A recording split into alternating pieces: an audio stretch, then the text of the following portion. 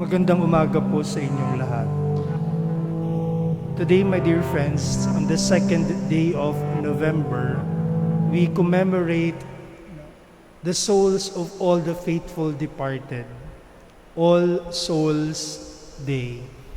We pray in this Mass and in our personal prayers today for the salvation of all the souls, especially of those who are close to us, those who are dear to us, the members of our families, our loved ones. You know, November 1 and 2 are not isolated days, separate from each other. They are connected. And these days speak of the character that this church has. It speaks of the connection, the unity that we have under the headship of Jesus, the Good Shepherd. That this church here on earth, the Pilgrim Church, is connected to the suffering church in purgatory and is connected to the triumphant church in heaven. Kahapon pinagnilayan natin ang pagiging banal o pagiging santo. At sinabi natin na ito ay pagkakaroon ng pagkakataon na makibahagi sa pagsasaayos ng nagulong buhay ng tao. It is our participation, our desire to be holy, to be one with the saints in heaven, is an indication, a manifestation of our desire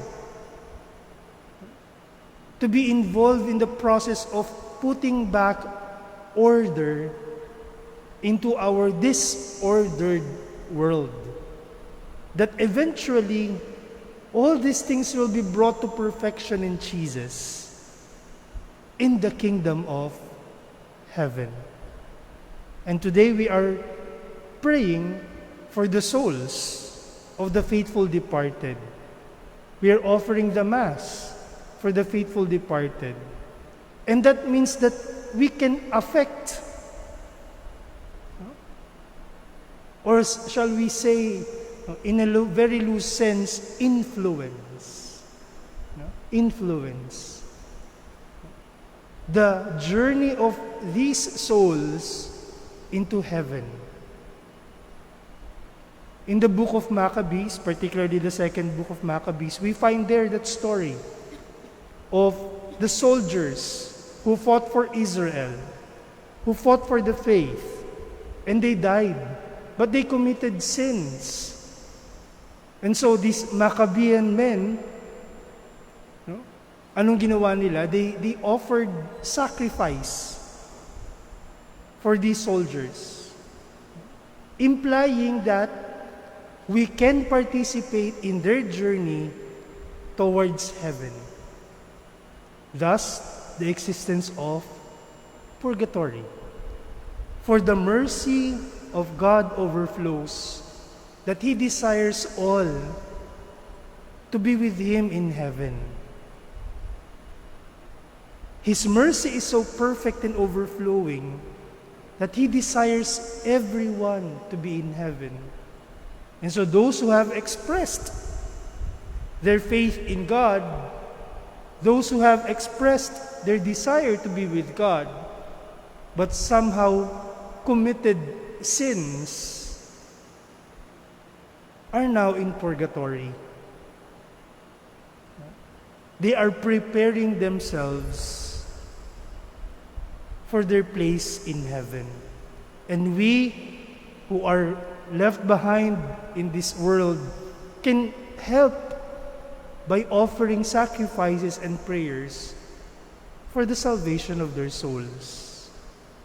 And all these things are part and parcel of that story we have mentioned yesterday of putting back order into the creation of God. Pagsasaayos ng lahat. Pagsasaayos ng lahat. You know, in one of the gospel options for this Mass and for the celebration of funeral Masses is that gospel narrative wherein Jesus said, no, "Where I am going, you already know the way." And then his disciples said, "We do not know the way." And then Jesus said, "I am preparing a house for you. I will go ahead, aalis ako, at ipaghahanda ko kayo ng matutuluyan sa kaharian ng aking Ama, sa bahay ng aking Ama." Jesus preparing a mansion, a place for us in His mansion, in the Father's mansion. One very beautiful characteristic of people, particularly Filipinos, is our concern for others, especially our loved ones. Just yesterday, I saw a post on Facebook of a friend in my former parish, and their family was so worried because one of the children left the house without saying anything, hindi nagpaalam, at hindi nila makontak. At ilang oras na hindi pa umuuwi. Hindi pa umuuwi. At yung mga taong nakabasa ng post na yun ay shinare ng shinare. No? Umabot ng lagpas 100 yung nag-share dahil sa pag-aalala na hindi umuuwi yung miyembro ng pamilya. At nung nakauwi na yung miyembro ng pamilya, yung relief na kanilang naramdaman is priceless. Because that is what we want, to be back home. When things get difficult, you want to go back home. Para bang merong nagsasabi sa atin na gusto ko ng reset. Hindi ko alam kung naranasan na ninyo yun,